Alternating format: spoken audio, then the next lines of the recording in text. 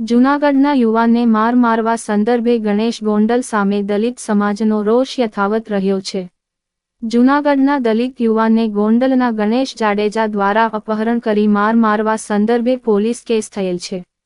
આ બાબતે કડક કાર્યવાહી કરવાની માંગ સાથે ભાવનગર જિલ્લાના ગારિયાધાર ખાતે દલિત સમાજના આગેવાનો દ્વારા ગારિયાધાર મામલતદારને આવેદન આપી આક્રોશ સાથે રજૂઆત કરી છે।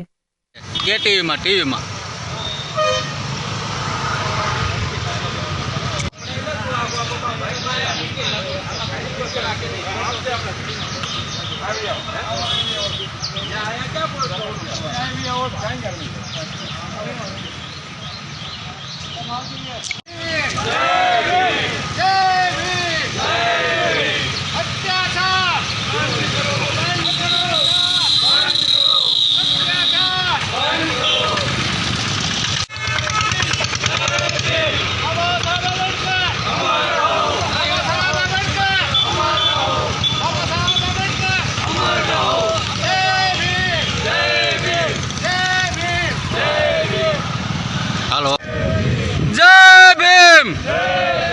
अत्याचार बंद करो, अत्याचार बंद करो।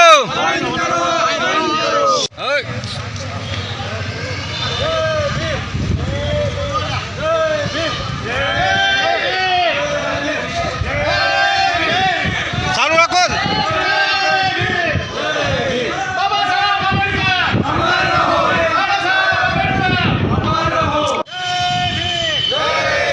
अत्याचार बंद करो, अत्याचार बंद करो।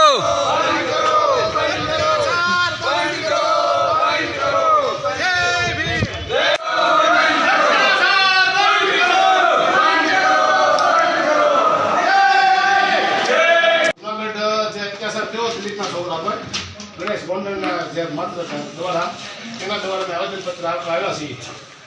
गणेश गोंडल ने पोलीस हवाला तो करी दीधो छे, पण वहेली में वहेली तक एनो केस हाले, फास्ट कोर्ट में केस हाले, 6 महीना में केस पूरो थईने सजा आवे अने जामीन न मळे एवुं तमे सरकारमा रजूआत करी અમારી તરફથી।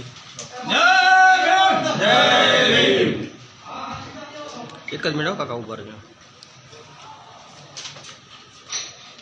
बाबूजी जो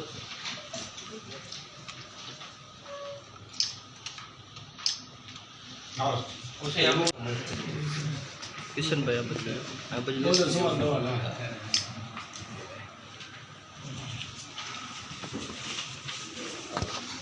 रमेश भाई रेवर समाजना कार्यकर આગેવાન છું। जी आज आज रोज कई बाबते मामलादार श्री ने आवेदन पत्र हमारा राजूभाई सोलंकी समाजना अग्रणी है, एना दीकराનું अपहरण કરી ગયા હતા। હેરતભાઈ જાડેજા ધારાસભ્ય, ગીતાબેન ચાલુ ધારાસભ્ય, એના દીકરા ગણેશે अपहरण કર્યું હતું અને એને ઢોરમાર માર્યો હતો। જૂનાગઢ આવીને अपहरण કરીને ઘરેથી अपहरण કરીને લઈ ગયા, ઢોરમાર મારી અને પાછો એને જૂનાગઢ મૂક્યા હતા। तो आज आज विषय તમારે શું માંગ છે? आज मामलादार વહેલી તકે એનો કેસ હાલી જાય, જામીન લે। સરકાર તો એને જામીન આપી દેશે, કારણ કે એની મા બાપ બે સરકારમાં છે, સરકારના બધા હાથ એની ઉપર છે, એટલે વહેલીમાં વહેલી તકે એને જામીન મળી જ જવાના છે। પણ જામીન ન મળે એવી મારી માંગ છે, અને વહેલી તકે ફાસ્ટ કોર્ટમાં એને કોર્ટમાં કેસ હાલી જાય અને 6 મહિનામાં એની સજા આપી દે, આજીવન સજા અપાય એવી અમારી દલિત સમાજની માંગ છે। आज कई बाबते मामलादार श्री ने आवेदन पत्र आपवामां આવ્યું હતું। આજે ગોંડલ જયરેશસિંહના દીકરા ગણેશ જાડેજા હવે એણે અમારા દલિત સમાજના જૂનાગઢની અંદર દલિત સમાજના છોકરાઓ ઉપર અત્યાચાર કર્યો, બેફામ રીતે માર્યો છે। 15 જણા 3 ગાડીઓ લઈને આવેલા અને ગુંડાગીરી કરવા જ આવેલા અહીંયા જૂનાગઢની અંદર। એમાં અમારા દલિત સમાજના દીકરાઓ ઉપર એણે બેફામ માર્યો, એના નગ્ન કરીને એને માર્યો, એના ગોંડલની અંદર લઈ જાય અને એના ફાર્મ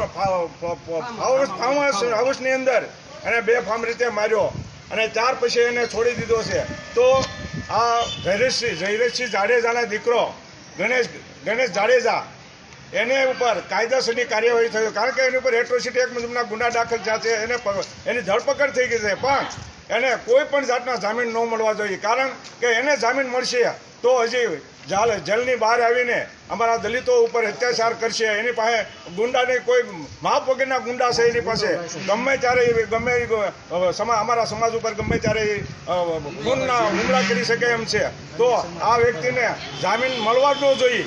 એને જામીન મળશે તો બહાર આવીને અમારી ઉપર અત્યાચાર કરવાનો છે. શું તમારી એવી રીતે માંગ છે?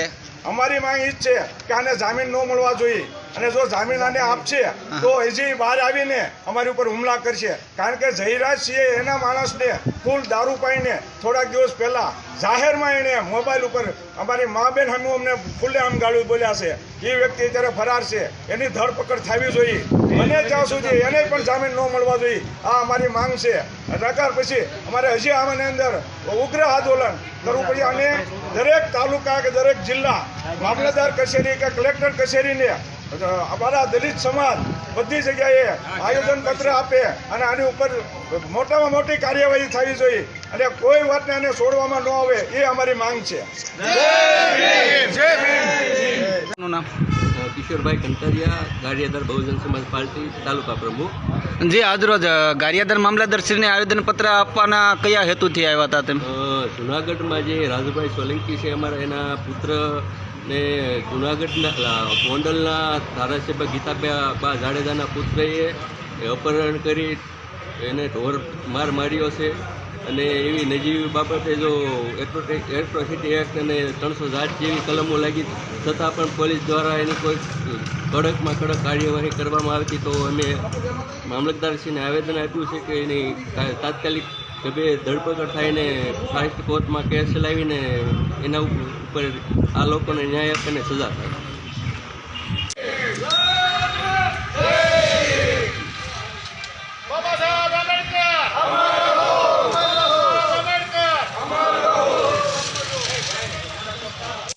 સમાજ માટે, સત્ય માટે, સત્યપૂર્ણ સમાચાર પ્રસારણ આપના મોબાઈલ પર તરત જ લાઈક કરો, શેર કરો અને સબસ્ક્રાઈબ પણ કરો. અને હા, ઘંટડી વગાડવાનું ન ભૂલશો. આભાર.